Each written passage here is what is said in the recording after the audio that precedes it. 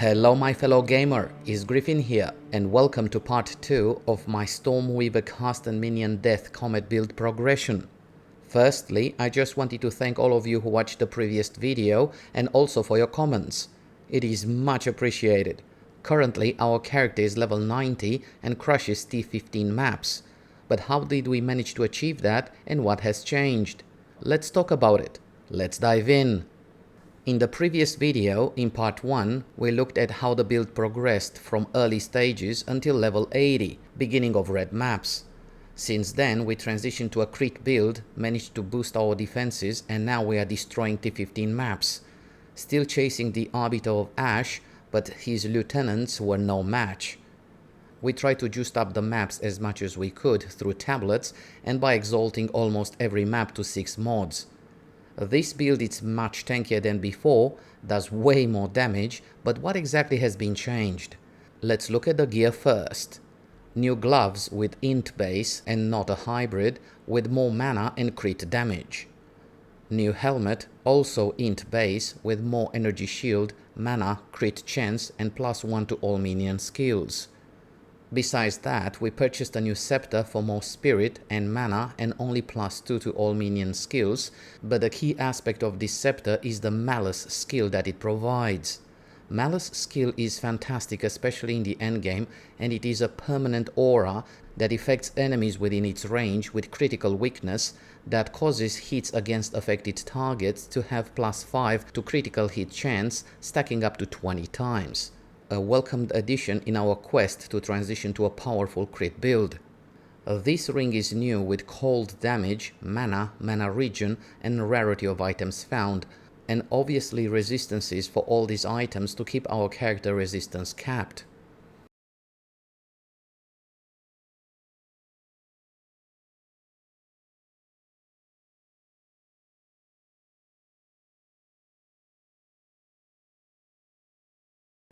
The cherry on top is the Ingenuity belt, and I got it with 73 increased bonuses gained from equipped rings. This represents a massive boost regarding resistances, mana and mana regen from the equipped rings, and made the build so much better and smoother to play. Energy shield and mana. All these gear changes also increase the energy shield to 5.4k, and by using Grim Feast, we'll manage to double that during gameplay. Maximum mana is now 2.5k and mana regen per second is 658.1.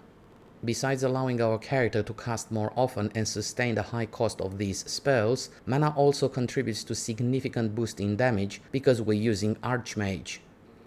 Jewels changes.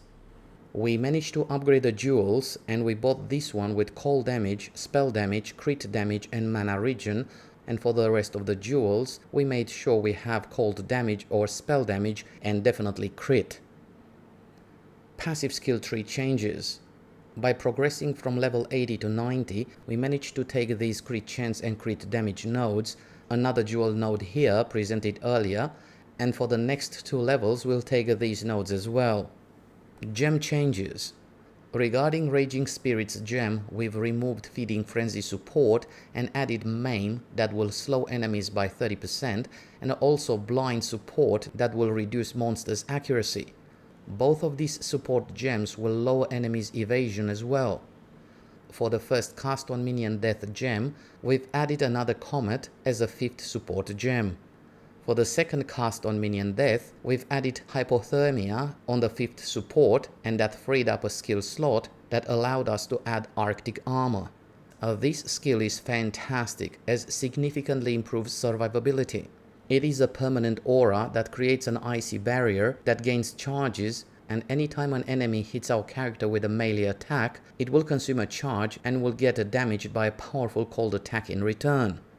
Also, we've added Energy Barrier support for the Frost Wall skill.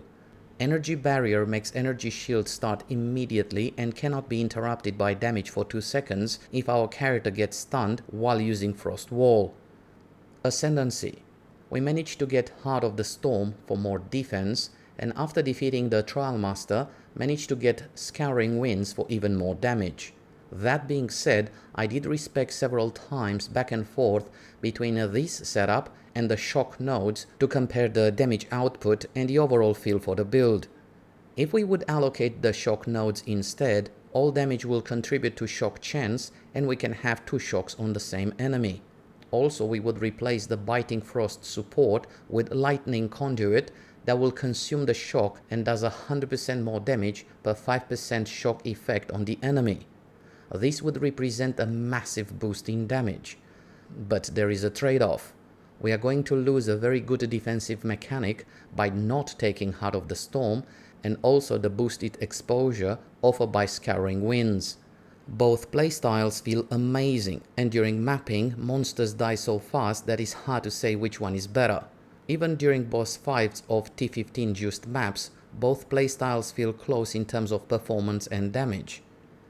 Let me know if you want to see a part 3 of this build where I will do more testing between the 2 playstyles.